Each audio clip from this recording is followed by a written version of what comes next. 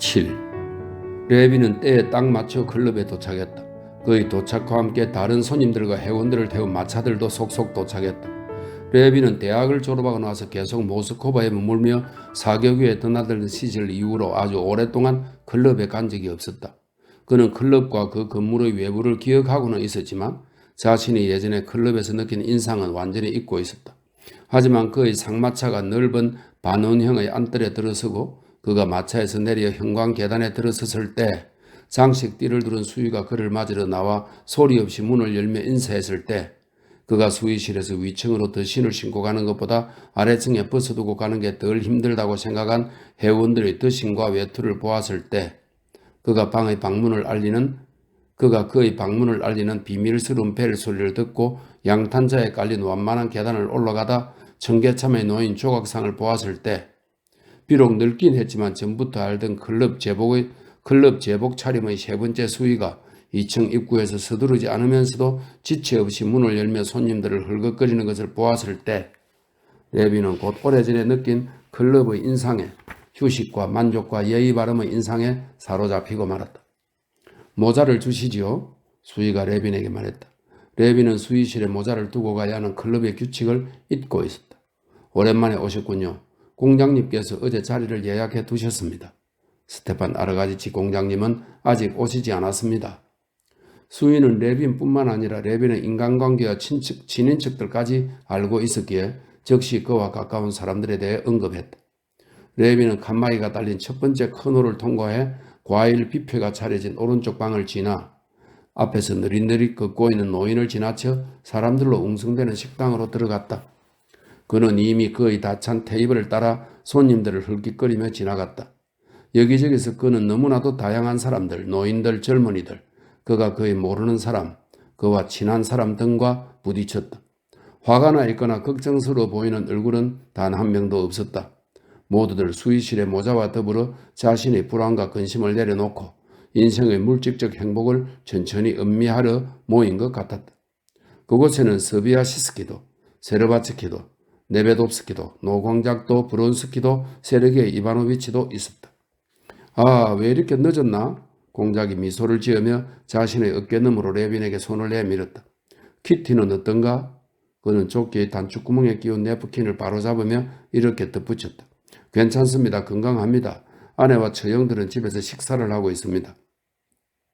아, 알리나 나지나 말이지? 그런데 우리 테이블에는 빈자리가 없군. 저 테이블에라도 가서 얼른 자리를 잡게. 공작은 이렇게 말하고는 등을 돌리고 조심스럽게 목회 생선 수프가 든 접시를 받아들었다. 레비인 이리 오십시오. 조금 떨어진 곳에서 선량한 목소리가 외쳤다. 그는 트롭친이었다. 그는 젊은 군인과 앉아 있었고 그들 옆에는 의자 두 개가 뒤집힌 채 놓여 있었다. 레비는 기꺼이 그들에게로 갔다. 그는 언제나 선량한 방탕한 트롭친을 좋아했다. 그는 레비인이 키티에게 청혼했던 기억과 얽혀 있었다. 하지만 신경을 온통 긴장시켜 온갖 지적인 대화를 나누고 온 지금은 투톱친의 선량한 얼굴이 특히나 반가웠다. 여기가 당신과 오블론스키의 자리입니다. 그도 이제 곧 올 겁니다. 등을 꼿꼿이 세우고 언제나 웃는 듯한 유쾌한 눈을 지닌 군인은 베테르부르크의 각인이었다. 드롭친이 서로를 소개시켜 주었다. 오블론스키는 언제나 늦는군요. 아, 저기 그가 오네요. 자네도 지금 막 왔지? 오블론스키가 부랴부랴 그에게 다가오며 말했다. 안녕하신가? 보드카는 마셨나? 그럼 가볼까? 레비는 자리에서 일어나 그와 함께 보드카와 온갖 다양한 자쿠스카가 차려진 큰 테이블로 갔다. 20여 가지의 자쿠스카 중에서 입맛에 따라 고르면 될 것 같아서나 스테판 아르가지치는 뭔가 특별한 것을 주문했다. 그러자 제복 차림으로 서 있던 하인들 가운데 한 명이 즉시 주문한 것을 가져왔다. 그들은 각자 유리잔에 따라 마시고는 테이블로 돌아왔다. 바로 그때 하인이 아직 생선 수프를 먹고 있는 각인에게 샴페인을 가져왔다. 그러자 그는 잔 4개에 샴페인을 따르라고 시켰다. 레비는 그가 권하는 술을 거절하지 않았으며 한 병 더 주문하기까지 했다. 그는 배가 고팠기 때문에 아주 기쁜 마음으로 먹고 마셨고 동석자들의 유쾌하고 소탈한 이야기에도 기꺼이 끼어들었다. 가기는 목소리를 낮추어 베테르부르크의 새 일화를 들려주었다. 비록 외설스럽고 우둔하지만 너무나 우스꽝스러운 그 일화에 레비는 주위에서 쳐다볼 정도로 크게 웃어댔다. 그 이야기는 말이지. 난 이제 이따위 것은 참을 수 없어. 라는 불효의 이야기야. 자네 그 이야기 아나? 스테판 아르가지치가 물었다. 아, 정말 멋진 얘기지. 한 병 더 가져와. 그는 하인에게 이렇게 말하고 이야기를 시작했다. 표트르 일리치 비노프스키가 드리는 겁니다. 늙은 하인이 아직도 거품이 있는 가느다란 샴페인 잔 2개를 들고 와서 스페인 아르가지치와 레빈을 돌아보며 스테판 아르가지치의 말을 가로막았다. 스테판 아르가지치는 잔을 쥐고서 테이블의 반대편 끝에 앉은 붉은 콧수염의 대머리 남자와 눈짓을 주고받고는 그에게 미소를 지으며 고개를 끄덕여 보였다. 누구야? 레빈이 물었다. 자네도 우리 집에서 한 번 본 적 있는데 기억 안 나? 좋은 청년이지. 레빈은 스테판 아르가지치와 똑같은 동작을 하며 잔을 들었다. 스테판 아르가지치의 일화도 매우 재미있었다. 레빈은 자신의 일화를 들려주었는데 그건 역시 재미있었다. 그러고 나서 이야기는 말로, 오늘 낮에 있었던 경마로, 브론스키의 말 아틀라스가 얼마나 멋지는지 1등상을 탔는지로 옮겨갔다. 레빈은 식사 시간이 어떻게 흘러갔는지도 몰랐다. 아, 저기 오는군. 식사가 끝날 무렵 스테판 아르가지치는 의자의 등에 몸을 기댄 채 그에게로 걸어오는 브론스키와 훤칠한 군이 대령에게 손을 뻗으며 말했다. 브론스키의 얼굴에도 클럽 전체에 흐르는 유쾌한 선량함이 빛났다. 그는 스테판 아르가지치의 어깨에 쾌활하게 기대어 그에게 뭐라고 속삭이고는 여전히 쾌활한 미소를 지으며 레빈에게 손을 내밀었다. 이렇게 만나게 되어 무척 반갑습니다. 그는 말했다. 그때 선거장에서 당신을 계속 찾았습니다. 그런데 당신이 이미 떠났다고 하더군요. 그가 레빈에게 말했다. 네, 그날 바로 떠났습니다. 우리는 지금 막 당신의 말에 대해 이야기하고 있었습니다. 축하합니다. 레빈이 말했다. 굉장히 빠르게 달렸다지요? 당신에게 말이 있지 않습니까? 아니요, 아버지가 갖고 계셨죠. 하지만 난 지금도 그 말들을 기억하고 또 알고 있습니다. 어디에서 식사를 했어? 스테판 아르가지치가 물었다. 우리는 기둥 뒤 2번째 테이블에 있었어. 이 사람을 축하하는 자리였습니다. 훤칠한 대령이 말했다. 그가 2번째로 받는 황제상이죠. 이 사람이 말에서 얻은 그런 행운이 나의 카드에 따라와 주기만 한다면, 이봐, 왜 황금 같은 시간을 낭비하고 있어? 난 지옥으로 갈게. 대령은 이렇게 말하고 테이블을 떠났다. 저 사람이 야시빈이야. 브론스키는 트롭친에게 이렇게 대답하고 그들 옆 빈자리에 앉았다. 브론스키는 앞에 놓인 잔을 비우고 한 병을 더 주문했다. 클럽의 인상에 영향을 받은 탓인지 술을 많이 마신 탓인지 레빈은 브론스키와 가축의 우량정에 대해 이야기를 나누면서 그에게 아무런 적의가 느껴지지 않는 것이 무척 기뻐했다. 그는 심지어 아내가 마리아 보리소브나 공작 부인 집에서 그를 만났다고 하더라는 말까지 했다. 아, 마리아 보리소브나 공작 부인 아주 매력적인 분이지? 스테판 아르가지치는 이렇게 말하며 그녀에 관한 일화를 들려주었고 그 일화는 모든 사람을 웃게 만들었다. 특히 브론스키가 너무도 선량하게 웃어대서 레빈에게는 자신과 그가 완전히 화해한 것처럼 느껴졌다. 어때? 다 끝났나? 스테판 아르가지치는 자리에서 일어나며 미소를 지었다. 가지. 8. 레빈은 테이블을 떠나 걸음을 옮기는 동안 자신의 팔이 유난히 규칙적이고 경쾌하게 흔들리는 것을 느끼면서 각인과 함께 천장이 높은 방을 지나 당구장으로 갔다. 그는 큰 홀을 지나치다 장인과 마주쳤다. 그래, 어떤가? 우리의 무유의 신전이 자네의 마음에 드는가? 공작은 그의 팔을 잡으며 말했다. 가세, 함께 산책이나 하지. 저도 잠시 거닐며 이곳을 둘러보고 싶었습니다. 재미있는 곳입니다. 그래, 자네에게는 재미있겠지. 하지만 나에게는 자네와는 또 다른 재미가 있다네. 저 늙은이들이 보이나? 그는 등이 굽고 입술이 축 늘어진 어느 회원을 가리키며 말했다. 그는 부드러운 부츠를 신은 2 다리를 가까스로 끌며 그들의 맞은편에서 걸어오고 있었다. 자네는 저 사람이 날 때부터 실류 피크였다고 생각하겠지? 실류 피크라니요? 자네는 그 말을 모르는군. 그건 우리 클럽의 언어일세. 자네도 알다시피 삶은 계란을 굴릴 때 많이 굴린 계란은 온통 금이 가서 실류 피크가 되지. 우리들도 마찬가지라네. 클럽에 뻔질나게 드나들다 보면 실류 피크가 돼. 그래, 자네는 웃는군. 하지만 우리의 형제는 자신이 실류 피크로 추락하는 것을 목격하게 되지. 자네, 체첸스키 공작을 아나? 공작이 물었다. 레비는 그의 표정에서 그가 무언가 우스운 이야기를 하려 한다는 것을 알아차렸다. 아니요, 모릅니다. 아니, 정말인가? 그 유명한 체체스키 공작을? 뭐 아무래도 상관없네. 그는 늘상 당구를 치지. 3년 전에는 그도 아직 실류피커가 아니어서 어스테고 다녔다네. 그는 다른 사람들을 실류피커라고 불러댔어. 그런데 한 번은 그가 왔을 때 우리 수위가 자네 바실리를 아나? 그래, 그 뚱보 말이야. 굉장한 익살꾼이지. 그래서 말이야, 체체스키 공작이 그에게 물었다네. 이봐, 바실리, 누구누구 와 있나? 실류 피커들도 있나? 그러자 수희가 그에게 이렇게 말했지. 공장님이 세 번째 분입니다. 그랬다네. 그 친구도 정말 그렇게 되고 만 거지. 그렇게 이야기를 나누기도 하고 마주치는 사람들과 인사를 하기도 하면서 레비는 공작과 함께 모든 방을 돌아다녔다. 이미 테이블이 놓이고 늘 모이는 패거리들이 조그맣게 내기를 벌이고 있는 큰 방, 세르게이 이바노비치가 누군가와 이야기를 나누며 체스를 두고 있는 소파방, 방의 굴곡에 놓인 소파 주위에 각인을 포함한 유쾌한 무리가 샴페인을 들고 모여있는 당구장, 그들은 많은 도박꾼들이 한 테이블에서 북적대고 있는 지옥에도 잠깐 들렀다.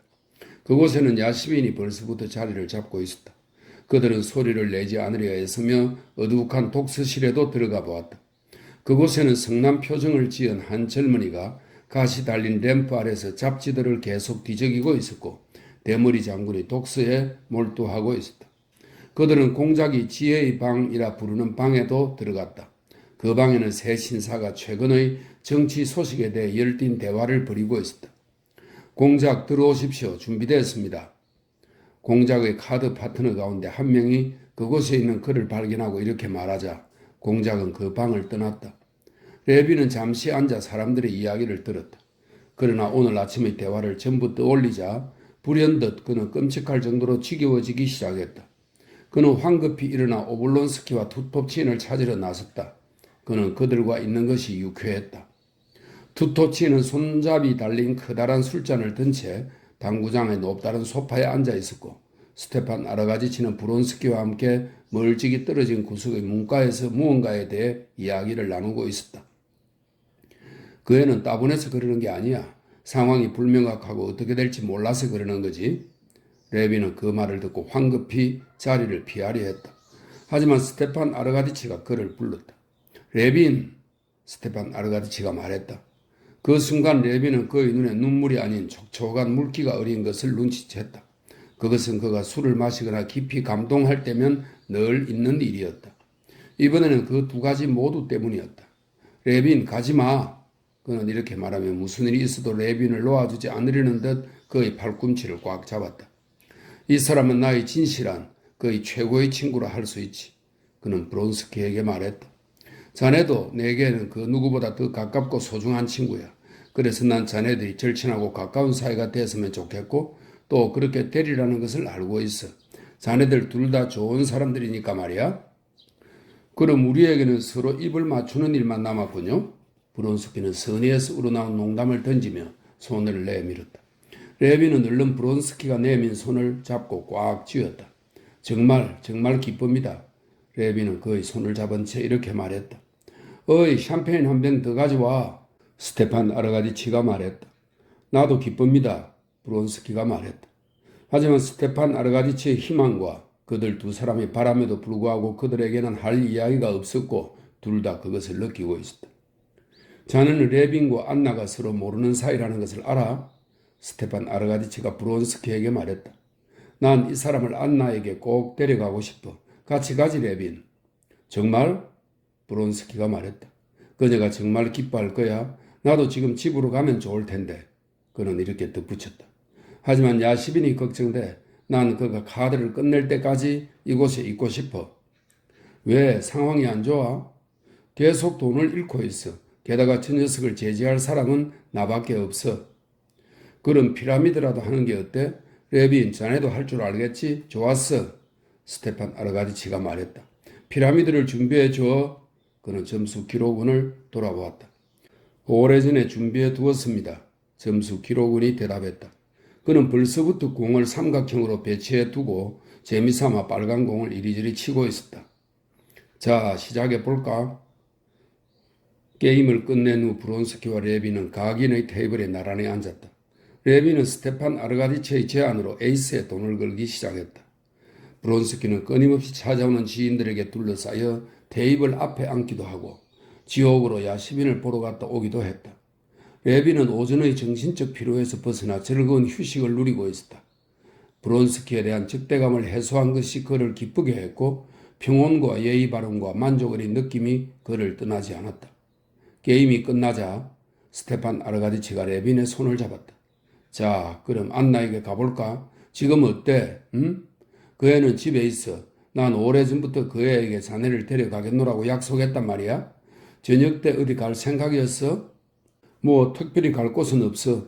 스비아스키에게 농업협회에 가겠노라고 약속하긴 했지만 자, 가지. 레빈이 말했다. 좋아, 어서 가자고. 내 마차가 와 있는지 확인해 주게. 스테판 아르가디치는 하인에게 말했다. 레빈은 테이블로 가서 에이스에 걸었다. 이른 40루블을 내고 문 옆에 서 있던 늙은 하인에게 모종의 은밀한 방식으로 클럽의 비용을 지불하고는 팔을 유난히 힘차게 흔들며 여러 홀을 지나 출구로 향했다. 9. 오블론스키 공장님의 카레타. 수인은 거친 베이스음으로 소리쳤다. 마차가 다가오자 두 사람은 안에 올라탔다. 레비는 마차가 클럽의 정문을 빠져나가는 불과 얼마 동안에만 클럽의 인상을, 즉 평온과 즐거움과 주변의 나무랄 데 없는 품격을 느낄 수 있었다.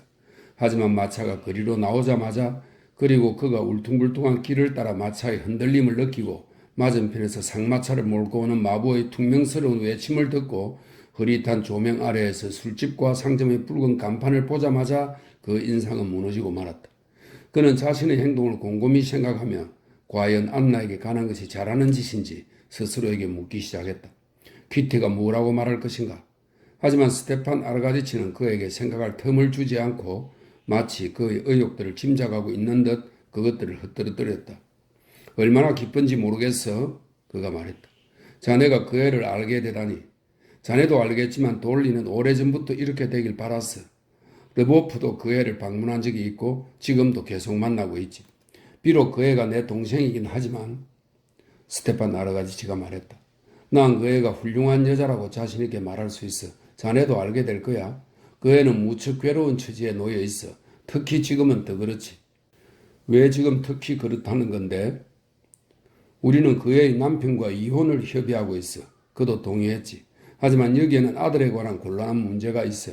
이미 오래전에 해결했어야 하는데 벌써 석 달 동안 그 문제를 질질 끌고 있지. 이혼이 이루어지면 안나는 즉시 브론스키와 결혼할 거야. 참 어리석지. 이사야 기뻐하라 라고 노래하며 원으로 도는 그 옛 풍선 말이야. 아무도 믿지 않잖아. 그저 사람들의 행복이나 방해할 뿐이지. 스테판 아르가디치가 일어났다. 그럼 그때는 그들의 처지도 분명해질 거야. 나나 자네처럼. 곤란한 문제가 뭔데? 레빈이 물었다. 아, 그건 길고 지루한 이야기이지. 우리나라에서는 모든 게 너무 불분명해. 하지만 문제는 바로 안나가 그 두 사람을 모르는 사람이 없는 이곳 모스코바에서 이혼을 기다리며 석 달 동안 지내고 있다는 거야. 아무데도 가지 않고 돌리 외에는 여자들을 일절 만나지 않으면서 말이지. 자네도 이해하겠지만 그 애는 사람들이 동정심에서 자기를 찾아오는 걸 바라지 않거든. 그 바보 같은 바르바라 공작 영애도 그런 여자까지도 그것을 부적절하다고 생각하고 떠나버렸지.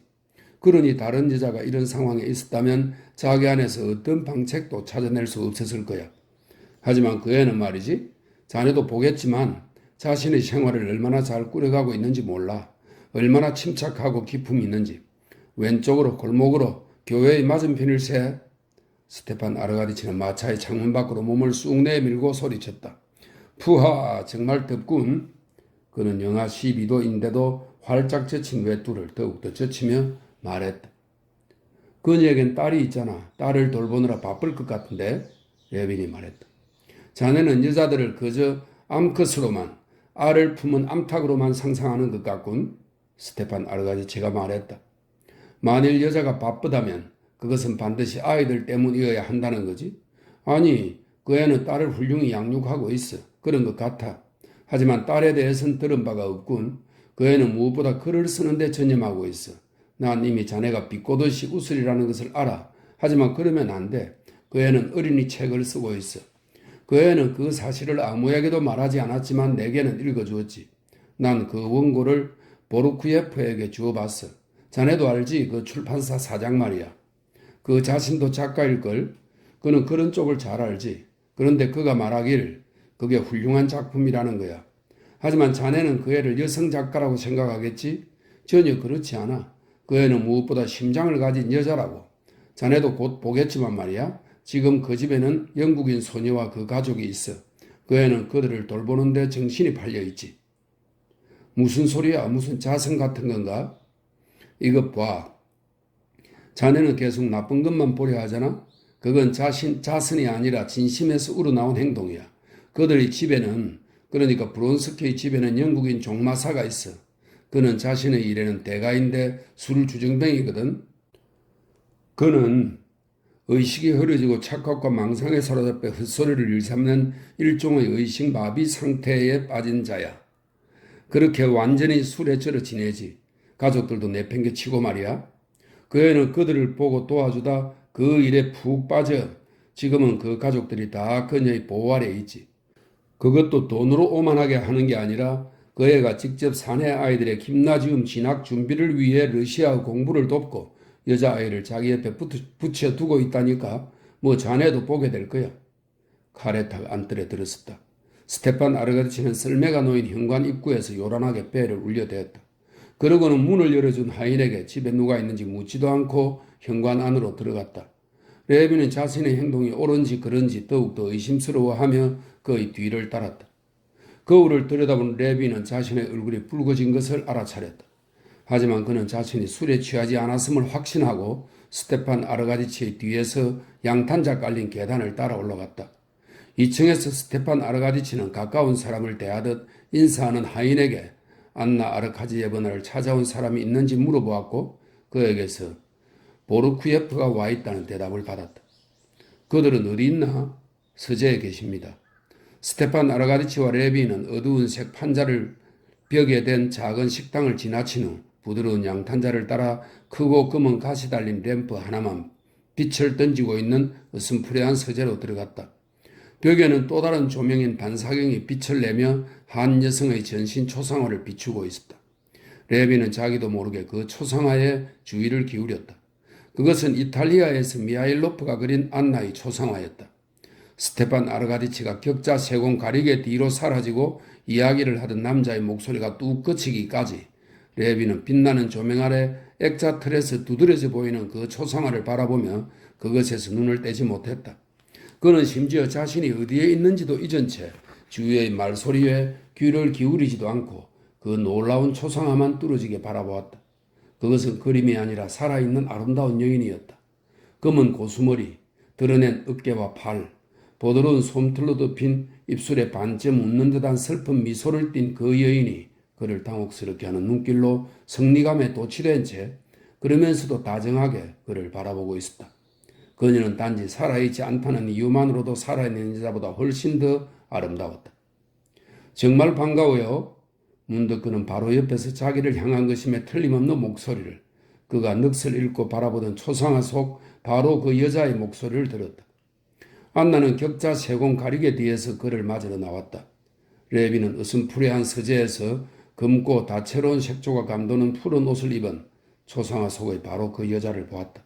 그녀는 초상화와 똑같은 자세를 취하지도 똑같은 표정을 짓지도 않았지만 화가가 초상화에 포착한 더할 나위 없는 아름다움을 그대로 간직하고 있었다. 현실 속의 그녀는 그림보다는 덜 눈부셨다. 그 대신 살아있는 그녀에게는 초상화에서 볼 수 없는 무언가 새로운 매력이 있었다. 10. 그녀는 그를 만난 기쁨을 숨기지 않고 그를 맞으러 일어섰다. 그녀가 그에게 작고도 힘찬 손을 내밀며 그를 보르쿠예프에게 인사시키고 자신이 돌보고 있는 아이라며 그곳에 앉아 일을 하고 있는 발그레하고 예쁘장한 소녀를 가리킬 때의 차분함 속에는 레빈에게 친숙하고 기분 좋게 느껴지는 언제나 차분하고 자연스러운 상류사회 부인의 태도가 깃들어 있었다. 너무 기뻐요. 그녀는 같은 말을 되풀이했다. 레빈이 생각하기에 이런 단순한 말도 그녀의 입술에 머물면 왠지 특별한 의미를 띠는 것 같았다. 5월 전부터 당신을 알고 좋아했어요. 당신과 스티바의 우정도 그렇고 당신의 부인도 그렇고 내가 그녀를 알고 지낸 건 아주 잠깐이지만 그녀는 내게 아름다운 꽃 같은 그래요 꽃이요 그런 꽃 같은 인상을 남겼죠. 이제 그녀도 곧 어머니가 되겠군요. 그녀는 이따금 레빈에게서 오빠에게로 시선을 옮기면서 서두르지 않고 허물없이 말했다. 레빈은 자신이 그녀에게 좋은 인상을 주었다는 것을 깨달았다. 곧 그는 마치 어릴 때부터 그녀를 알아온 것처럼 그녀와의 만남에서 편하고 허물없고 즐거운 기분을 느끼기 시작했다. 나와 이반 페트로비치가 알렉세이의 서재에 있었던 건 그녀는 담배를 피워도 되냐는 스테판 아르가디치의 질문에 이렇게 대답했다. 바로 담배를 피우기 위해서예요. 그리고는 레빈을 헐기 쳐다보더니 담배를 피우시겠어요? 라고 묻는 대신 거북이 등껍질로 만든 담뱃갑을 자기 쪽으로 끌어당겨 굴련 한 개비를 꺼냈다. 요즘 건강은 어떠니? 오빠가 그녀에게 물었다. 괜찮아요. 신경과민이야 늘 그런 거고요. 대단히 훌륭하지 그렇지 않아? 스테판 아르가치는 레빈이 초상화를 흑기거리는 것을 눈치채고 이렇게 말했다. 이보다 훌륭한 초상화는 본 적이 없어. 그리고 굉장히 닮았습니다. 그렇지 않습니까? 보르쿠예프가 말했다. 레빈은 초상화에서 실제 모델로 눈길을 옮겼다. 안나가 자신을 향한 그의 시선을 느낀 순간 그녀의 얼굴은 독특한 광채를 빛냈다. 레빈은 얼굴을 붉혔다. 그는 자신의 당혹감을 감추고자 안나에게 다리아 알렉산드라부나를 본 지 오래됐느냐고 물으려 했다.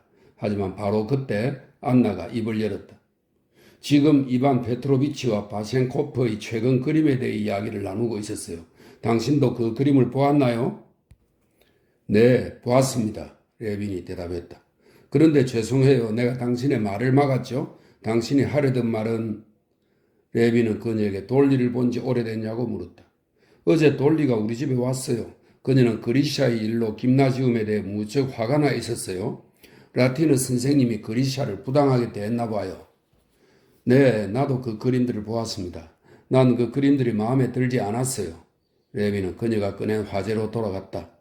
지금 레비는 오늘 아침 이야기할 때 보여준 그 진부한 태도와는 전혀 다른 말투로 말하고 있었다. 그녀와의 대화에서는 모든 말이 특별한 의미를 띠었다. 그래서 그는 그녀와 이야기하는 것이 즐거웠고 그녀의 말을 듣는 것은 더욱더 즐거웠다. 안나는 자연스럽고도 지적이면서도 무심한 태도로 말했다. 그녀는 자신의 생각에 조금도 가치를 부여하지 않고 상대방의 생각에 큰 가치를 부여했다. 대화는 예술의 새로운 경향으로 프랑스의 어느 화가가 그린 새로운 성서 사파로 이어졌다. 보르쿠예프는 조악한 수준으로까지 나아간 그 화가의 리얼리즘을 비난했다. 레비는 프랑스인들은 그 누구도 하지 않은 방식으로 예술의 약속성을 도입해 왔으며 그 때문에 그들은 리얼리즘의 복귀에서 특별한 공적을 보고 있다고 말했다. 그들은 자기들이 더 이상 거짓말을 하지 않는다는 사실에서 시를 보고 있는 것이다. 레빈이 지금까지 말해온 그 어떤 지적인 말도 이것만큼 그에게 만족을 주지는 않았다. 안나가 불현듯 그 의견의 가치를 깨달은 순간 그녀의 얼굴이 환하게 갑자기 빛났다. 그녀는 웃기 시작했다. 내가 웃는 건 그녀가 말했다. 너무 비슷한 초상화를 볼 때 웃음이 나는 것과 같은 경우에요. 당신의 말은 오늘날의 프랑스 예술의 특징을 정확히 잡아냈어요. 회화뿐 아니라 졸라, 도대. 이 도대는 톨스토이가 19세기 후반에 프랑스 문학에서 일어난 자연주의 운동을 염두에 두고 쓴 것이라고 합니다. 에밀 졸라가 이끈 이 운동은 삶의 정확한 재현과 소설적 허구의 완전한 부재에 도대를 둔다 이렇게 설명이 되어 있고 알퐁스 도대 이 도대를 말합니다. 알퐁스 도대도 한동안 자연주의의 계승자였다. 톨스토이는 이 운동에는 개념을 영화, 이거 영혼화라는 뜻입니다. 영화하는 것이 결핍되어 있다며 비판했다. 이런 설명이 있습니다. 졸라, 도대 등 문학에 대해서까지 말이에요. 하지만 어쩌면 그런 일은 언제나 일어나고 있는지도 몰라요. 처음에 사람들은 꾸며낸 양식화된 인물들로부터 자신의 개념들을 구축하지만 나중에는 그러니까 모든 조합이 다 나오면 말이에요. 꾸며낸 인물들을 지루하게 여기기보다 자연스럽고 정확한 인물을 생각해내기 시작하죠. 정말 옳은 말입니다. 보르쿠예프가 말했다. 그런데 클럽에 다녀온 거예요? 그녀는 오빠를 돌아보았다. 그래. 어쩌면 이렇게 여성스러울까? 레비는 자신을 잊은 채 표정이 풍부한 그녀의 아름다운 얼굴을 지금 갑자기 전혀 다른 표정으로 변해버린 그 얼굴을 뚫어지게 바라보며 생각했다. 레비는 그녀가 오빠에게 몸을 구부리고 하는 이야기를 들을 수 없었다. 하지만 그는 그녀의 표정 변화에 깊은 인상을 받았다. 조금 전만 해도 차분함 속에서 너무나 아름답던 그녀의 얼굴이 갑자기 야릇한 호기심과 분노와 오만을 드러냈다. 하지만 그것은 한순간에 불과했다. 그녀는 마치 무언가를 떠올리려는 듯 눈을 가늘게 떴다. 그건 그래요. 하지만 그런 것을 재미있어 하는 사람은 아무도 없어요. 그녀는 이렇게 말하고는 영국인 소녀를 돌아보았다. 그 실에 차를 준비하라고 말해주어 소녀는 일어나 서재에서 나갔다. 그런데 저 애는 시험에 합격했니? 스테판 아르가리치가 말했다. 훌륭하게 합격했죠. 아주 재능 있는 아이예요. 게다가 천성이 고와요. 결국 넌 저 애를 너희 딸보다 더 사랑하겠구나. 남자들은 그런 식으로 말하죠. 사랑의 크고 작고가 어디 있어요? 이런 사랑으로는 내 딸을 사랑하고 저런 사랑으로는 저 애를 사랑하는 거죠. 나도 안낙 아르카지예브나에게 말했지만 보르쿠예프가 말했다.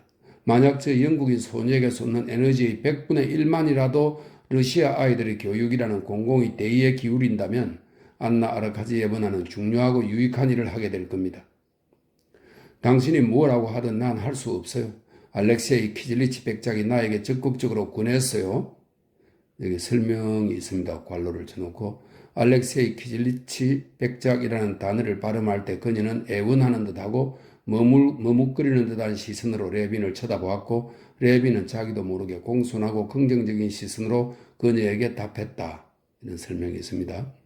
시골 학교에서 아이들을 가르쳐보라고 권했죠. 아이들은 무척 사랑스러웠어요. 하지만 난 그 일에 애착을 느낄 수 없었어요. 에너지라고 하셨나요? 에너지는 사랑을 토대로 해요. 그런데 사랑은 어디에서 얻거나 명령으로 가질 수 있는 게 아니에요. 난 저 영국인 소녀를 좋아하지만 나도 왜 그런지는 모르겠어요. 그러더니 그녀는 다시 레빈을 쳐다보았다. 그녀의 미소, 그녀의 시선, 그 모든 것들이 그에게 말하고 있었다. 그녀의 이야기는 오직 그를 향한 것이라고. 그녀는 그의 견해를 소중히 여기고 있다고. 그와 동시에 그녀는 그들이 서로 이해한다는 것을 이미 알고 있었다고. 난 그 심정을 완전히 이해할 수 있습니다. 레빈이 대답했다. 학교나 대체로 그런 유의 제도에는 마음을 쏟을 수가 없죠. 내 생각에는 그런 자선사업이 늘 그처럼 미미한 결과를 낳는 것도 바로 그 때문인 것 같습니다. 그녀는 잠시 침묵하더니 빙그레 미소를 지었다. 네, 그래요. 그녀는 수긍했다. 난 도저히 할 수 없어요. 내 마음은 그렇게 넓지 않아요. 더러운 여자애들이 우글대는 고아원 전체를 사랑할 정도는 아니라는 거죠. 난 그것을 도저히 잘 해낼 수 없었어요. 그런 식으로 사회적 지위를 쌓는 여자들이 꽤 있긴 하지만 말이에요. 하물며 지금 같은 때도 그녀는 서글프면서도 신뢰 어린 표정으로 말했다. 겉으로 보기에 그녀는 오빠를 향해 말하는 것 같았으나 오직 레빈을 향해 말하고 있는 것이 분명했다. 나에게 무슨 일이든 절실히 필요한 지금 같은 때도 난 그렇게 못하겠어요. 그러고는 갑자기 얼굴을 찌푸리더니 여기 설명이 괄호 속에 또 있습니다.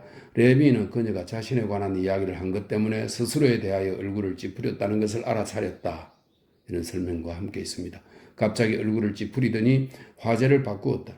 난 당신을 알아요. 그녀가 레빈에게 말했다. 당신은 훌륭한 시민이 아니죠. 그런데도 난 할 수 있는 한 당신을 옹호했어요. 어떻게 날 옹호했습니까? 공격에 따라 다르죠. 그건 그렇고 차를 드시겠어요? 그녀는 일어나 모로코산 가죽으로 장정한 책을 집어들었다.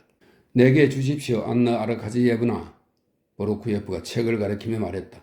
그것은 그럴 만한 가치가 충분히 있습니다. 오, 아니에요. 아직 너무 미흡한걸요. 이 사람에게도 이야기했단다. 스테판 아르가리치는 레빈을 가리키며 누이에게 말했다. 쓸데없는 말을 했군요. 내가 쓴 것은 이것은 리자 메르칼로바가 이따금 감옥에서 가져와 내게 팔고 나는 작은 세공 바구니들과 비슷해요. 그녀는 그 협회에서 감옥을 담당했죠. 그녀는 레빈을 돌아보았다. 그 불행한 사람들은 인내의 기적을 만들어내요. 그때 레빈은 자신이 그토록 마음에 들어한 그 여인에게서 새로운 특징을 한 가지 더 발견했다. 지성과 우아함과 아름다움 외에도 그녀에게는 진실함이 있었다. 그녀는 자신의 처지가 안고 있는 온갖 어려움을 그에게 숨기려 하지 않았다. 그녀는 그 말을 내뱉고 탄식을 했다.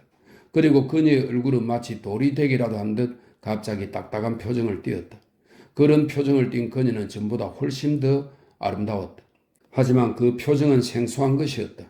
그것은 행복으로 빛나고 행복을 주는 표정들, 화가가 초상화에 표착한 표정들의 영역 밖에 있었다. 그녀가 오빠의 손을 잡고 높다란 문을 지나가는 동안 레비는 한 번 더 초상화를 보고 또다시 그녀의 자태를 바라보았다. 그러면서 그는 그녀에게 부드러움과 연민을 느꼈고 스스로도 그런 자신에 놀라워했다. 그녀는 레빈과 보르쿠예프에게 응접실로 가달라는 부탁을 하고 자신은 오빠와 무언가 이야기하기 위해 남았다. 이혼에 관한 이야기일까? 아니면 브론스키에 대해? 그가 클럽에서 뭘 하고 있는지에 대해? 아니면 나에 관한 이야기일까? 레빈은 생각했다. 그녀가 스테판 아르가디치와 무슨 이야기를 하고 있을까 하는 물음이 그를 너무나 흥분시키는 바람에 그는 안나가 쓴 어린이 소설의 가치에 대해 브로쿠예프가 하는 말을 거의 듣지 않았다. 차를 마시는 동안에도 즐겁고 의미 있는 대화는 여전히 계속되었다. 화제거리를 찾아야 했던 순간은 단 한순간도 없었다.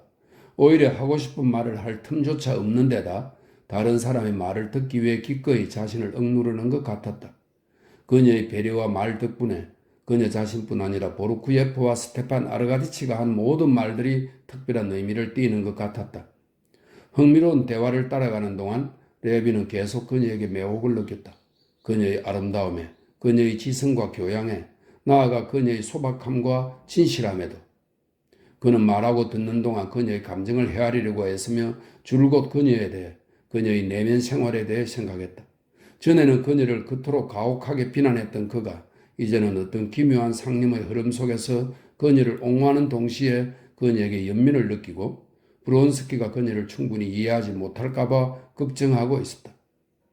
10시가 지나 스테판 아르가디치가 그곳을 떠나려고 일어섰을 때 관로 속에 보르쿠예프는 훨씬 전에 떠났다. 이렇게 되어 있습니다. 일어섰을 때 레비는 방금 전에 온 것 같다는 생각을 했다. 레비는 서운한 마음으로 일어섰다. 안녕히 가세요. 그녀는 그의 손을 꼭 잡고 호소하는 듯한 눈빛으로 그의 눈을 바라보며 말했다. 정말 기뻐요. 얼음이 깨져서요. 그녀는 그의 손을 놓아주고 눈을 가늘게 떴다. 부인에게 전해주세요. 내가 예전처럼 그녀를 사랑하고 있다고요. 만약 그녀가 내 처지를 용서할 수 없다면 앞으로도 영원히 날 용서하지 말라고 전해주세요. 날 용서하려면 내가 겪은 것을 직접 겪어봐야 하거든요. 하나님이 그녀를 그런 것으로부터 벗어나게 해주시길. 네, 꼭 그렇게 전하겠습니다. 레비는 얼굴을 붉히며 말했다. 11. 정말 놀랍고 사랑스럽고 가엾은 여자구나. 그는 스테판 아르가디치와 함께 얼어붙을 듯한 대기로 나오며 생각했다. 자, 어때? 내가 말한 그대로지? 스테판 아르가디치는 레빈이 완전히 압도된 것을 보고 이렇게 말했다. 그래. 레비는 생각에 잠긴 채 대답했다. 대단한 여자야. 지적일 뿐 아니라 놀랍도록 진실한 여자군. 그녀가 너무 가엾어. 하나님이 이제 곧 모든 문제를 해결해 주시겠지. 그러니 미리 판단하지 말란 말이야. 스테판 아르가디치는 마차 문을 열어주며 말했다. 잘 가. 우린 갈 길이 다르군. 안나에 대해 그녀와 나는 소탈하기 이를 데 없는 대화들에 대해 끊임없이 생각하면서 그때 그녀의 얼굴에 떠오른 세세한 표정들을 떠올리면서 그녀의 상황에 점점 더 공감하고 그녀에게 연민을 느끼면서 레비는 집으로 돌아왔다. 집에 도착하자마자 쿠지마가 레빈에게 카체리나 알렉산드로브나는 건강하며 그녀의 자매들이 방금 전에 돌아갔다고 전하고는 편지 2통을 건네주었다.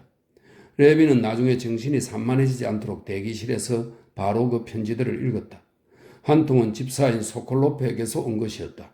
소콜로프는 밀을 팔 수 없다고, 밀의 가격이 고작 5루블 50코페이카밖에 안 된다고, 이제 더 이상 돈을 구할 데가 없다고 썼다. 다른 편지는 누이의 편지였다. 그녀는 자기의 문제가 아직도 마무리되지 않은 것에 대해 그를 나무랐다. 그 이상의 값을 받을 수 없다면 5루블 50코페이카에 팔아야지. 예전에는 그에게 그토록 어렵게 여겨지던 첫 번째 문제가 그 자리에서 굉장히 쉽게 결정되어 버렸다. 이곳에서는 늘 정신이 없으니 참 기이한 일이야. 그는 두 번째 편지에 대해 이렇게 생각했다. 그는 누이가 그에게 부탁한 일을 지금까지 해결하지 못한 것에 대해 누이에게 죄책감을 느꼈다. 오늘 또 재판소에 못 갔군. 하지만 오늘은 정말로 짬이 없어서 그는 내일 꼭 그 문제를 해결하겠다고 결심한 후 아내에게 갔다. 그녀에게 가는 동안 레비는 재빨리 그날 하루를 기억 속에 떠올려 보았다. 그날의 사건이라고는 온통 대화뿐이었다. 그가 들은 대화, 그가 참여한 대화. 모든 대화는 그가 시골에 혼자 있었다면 결코 관심을 갖지 않았을 주제에 관한 것이었지만 이곳에서는 그런 주제들이 매우 흥미롭게 느껴졌다. 게다가 모든 대화가 훌륭했다. 단 두 가지만은 결코 좋지 않았다. 하나는 그가 창꽃치에 대해 말한 것이고 또 하나는 그가 안나에게 느낀 부드러운 연민 속에 무언가 부적절한 것이 있었다는 점이다. 레비는 아내가 우울하고 쓸쓸한 기분에 잠겨 있다는 것을 알았다. 세 자매의 식사는 매우 즐겁게 끝났다. 그러나 그 후에는 그를 기다리며 따분해하다 언니들은 각자 자기 집으로 돌아갔고 그녀만 혼자 남았다. 그런데 당신은 뭘 했나요? 그녀는 왠지 유난히 수상쩍게 빛나는 그의 눈을 쳐다보며 물었다. 하지만 그가 모든 걸 이야기하도록 내버려 두기 위해 그녀는 그가 저녁을 어떻게 보냈는지 이야기하는 동안 자신의 관심을 숨기고 격려하는 듯한 미소를 지었다. 브론스키를 만나게 돼서 너무 기뻐. 그와 있는 동안 무척 편하고 허물없는 기분을 느꼈지. 당신도 알다시피 이제 다시는 그를 만나지 않도록 노력하겠지만 이런 어색함은 끝내야.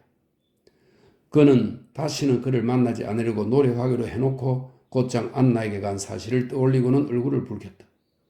우리는 농민들이 술을 마신다고 말하지. 하지만 농민과 우리 계급 중 어느 쪽이 술을 더 많이 마시는지 모르겠어. 농민들은 축일에만 마시지만 하지만 키티는 농민들이 술을 얼마나 마시는가에 대해서는 관심이 없었다. 그녀는 그가 얼굴을 붉히는 것을 보고 그 이유를 알고 싶었다. 그럼 그 다음에는 어디에 갔나요? 스티바가 안나 아르카지예브나에게 가자고 간곡하게 부탁했어. 레비는 그렇게 말하고는 더욱 얼굴을 붉혔다. 그가 안나의 집으로 향하면서 자신의 행동이 옳은지 그른지에 대해 품은 의혹이 완전히 풀렸다. 그는 그렇게 하지 말았어야 했다는 것을 이제야 깨달았다. 안나의 이름을 들은 순간 키티의 눈동자가 휘둥그레 커지면서 반짝하고 빛났다. 하지만 그녀는 애써 흥분을 감추고 그를 속였다. 아, 그녀는 그렇게만 말할 뿐이었다. 당신 혹시 내가 그곳에 갔다고 화를 내지는 않겠지? 스티바가 부탁했어. 돌리도 그렇게 해주길 바랐고. 레비는 말을 계속했다. 오, 아니에요. 그녀는 말했다. 그러나 그는 그녀의 눈에서 그녀가 자신을 억누르려고 애쓰는 모습을 보았다. 그것은 그에게 전혀 호의적이지 않은 징조였다. 그녀는 무척 아름다운 여자더군. 무척이나 가엾고 착한 여자였어. 그는 안나와 그녀의 일에 대해 그녀가 그에게 말해달라고 부탁한 것에 대해 들려주었다. 그래요. 물론 그녀는 무척 가엾은 여자예요. 키티는 레빈이 말을 끝내자 이렇게 말했다. 그 편지는 누구에게서 온 건가요? 그는 그녀에게 대답하고 그녀의 침착한 말투에 안도하며 옷을 갈아입으러 갔다. 방으로 돌아온 그는 키티가 여전히 똑같은 안락의자에 앉아있는 것을 발견했다. 그가 그녀에게 다가가자 그녀는 그를 힐끗 쳐다보고는 흐느껴 울기 시작했다. 왜 그래? 그는 이미 왜 그러는지 알면서 이렇게 물었다. 당신은 그 추악한 여자를 사랑하게 됐군요. 그녀가 당신을 홀렸어요. 당신의 눈을 보면 알아요. 네, 그래요. 그 일이 어떤 결과를 가져오게 될까요? 당신은 클럽에서 술을 마시고 또 마시고 카드를 하고 그러고는 찾아간 거죠. 누구라고요? 아니에요. 우리 떠나요. 난 내일 떠나겠어요. 레비는 오래도록 아내를 진정시킬 수 없었다. 결국 그는 자신이 술과 결합된 연민의 감정 때문에 실족하여 안나의 교활한 영향력에 굴복한 것이며 앞으로는 그녀를 피하겠다고 고백하고 나서야 겨우 그녀를 진정시킬 수 있었다. 그는 무엇보다 진심으로 고백한 한 가지는 모스크바에서 그렇게 오랫동안 떠들고 먹고 마시기만 하며 지내는 동안 자신이 멍청해졌다는 것이었다. 그들은 새벽 3시까지 이야기를 나누었다. 3시가 되었어야 겨우 그들은 잠자리에 들어도 좋을 만큼의 화해에 이르렀다.